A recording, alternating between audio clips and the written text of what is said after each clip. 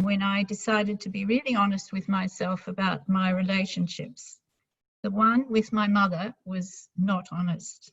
I lived a lifestyle that she knew nothing about because I knew she wouldn't approve. When I decided to claim the courage to be honest with her about this, I then found the courage to change careers. I gave up teaching to work with IofC, which I knew was my calling. And my first major turning point was meeting a Vietnamese student in Paris and talking with him about the war in his country. He had brothers on opposing sides of the conflict. So he asked me what I wanted to do with my life. I told him some of my personal ambitions, and he then challenged me to use my life to help cure the conflicts in countries like his. A few days afterwards, I decided to walk a spiritual path that I felt would give me a chance to build bridges across the divides. It also led to my involvement in a peacemaking initiative in Southeast Asia, helping start up a 5-year dialogue between Cambodian and Vietnamese youth, which developed a relationship of understanding, trust, and respect between them.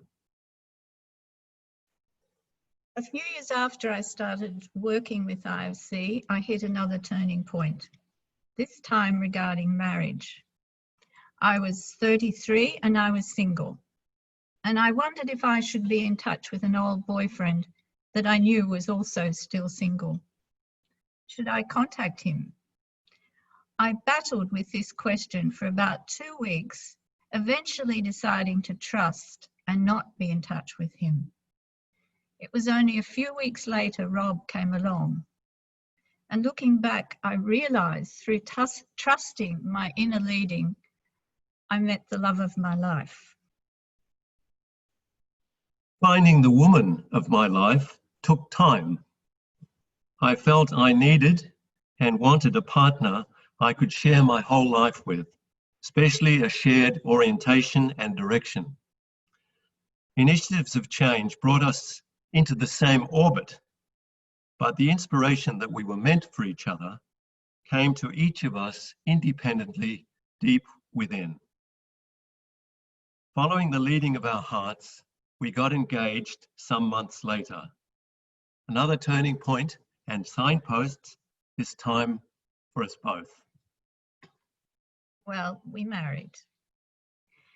For me, creating community and being in community with others, whatever form that takes, is a basic human need. So we moved into the Armagh Community Centre. During our years there, my heart was stretched consistently. I had grown up in a small, white farming community, and for the first 25 years of my life, I mixed with people of the same cultural background. But living in Armagh meant I was living alongside people of very different cultures. There were so many lessons, some subtle and some full on, in your face and painful. But the friendships formed through these experiences remain till today. It was at Armagh that the Life Matters, Life Direction and Leadership programs began. I remember feeling very inadequate to take on this program, but the same day, the minister of our church said in his sermon, "What are you going to attempt this year that you couldn't manage without God?" In that spirit, I decided to give it a go. On one of the trips we made from Armagh to Southeast Asia, we and a team of others were invited to spend a week with a group of 300 Cambodian leaders in a displaced people's camp. We were asked to assist them in preparing for their return home. In a session on forgiveness, a young man said, "My whole family was killed in the genocide in our country. Everyone says I should take revenge, but today I've decided to forgive." He came to see us afterwards and said, "I have no parents. Would you be my parents?" He didn't know that we were childless. And in that moment, our lives came together.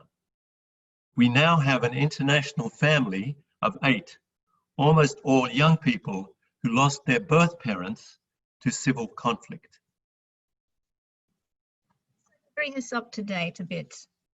At the start of our lockdown, it was a bit like a holiday. Then I found myself getting impatient with Rob, sometimes pressuring him, sometimes criticizing, etc. And this was when my morning quiet times were so valuable. A simple thought such as, enjoy Rob today, or be at peace, or go one step at a time today, were signposts to finding a change of heart. And I found I really do appreciate and enjoy this man, even though we are so different in so many ways.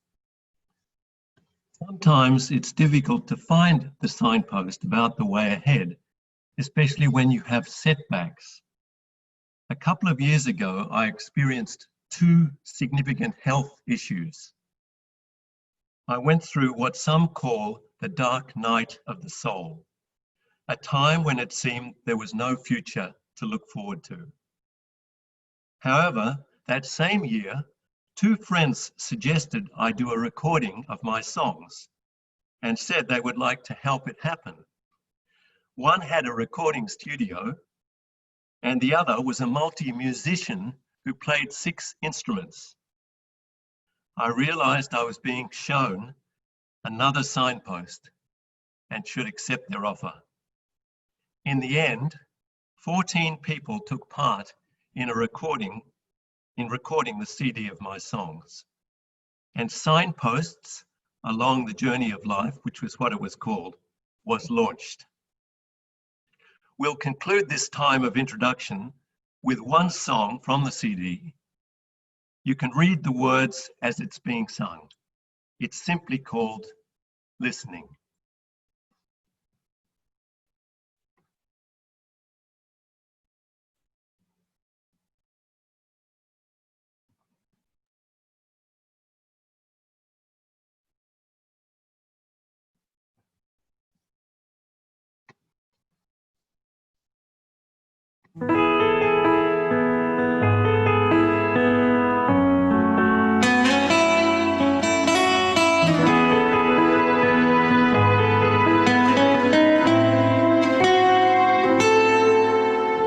Listening to the sea as it crashes on the sand,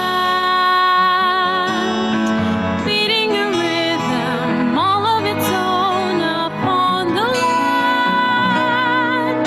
The waves crescendo as they roll, their music fills my Listening to the call of the gulls that swoop and dive. Their joyous cries are making me glad that I'm alive.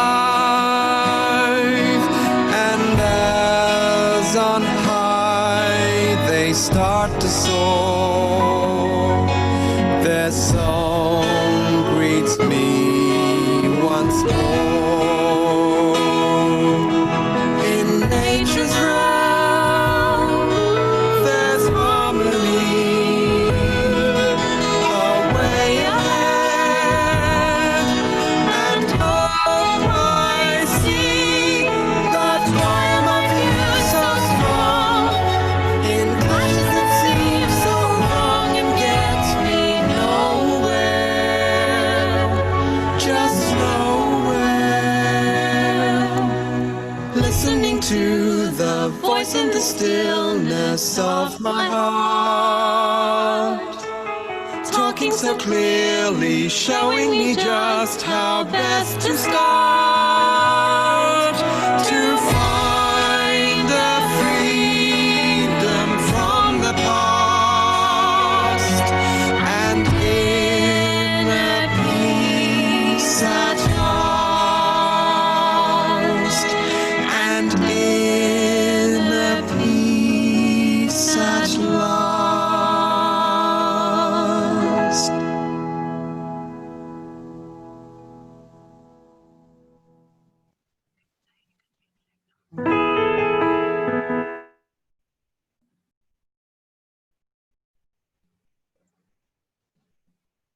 So this is the over to you time.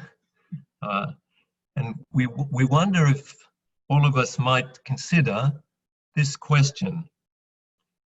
Are there any turning points or signposts I am considering? And if so, what are they? That question is also in the chat box, so you can find it there. And we'll have 10 minutes of reflective time now. And then we're going to get into groups and have a chance to share with each other.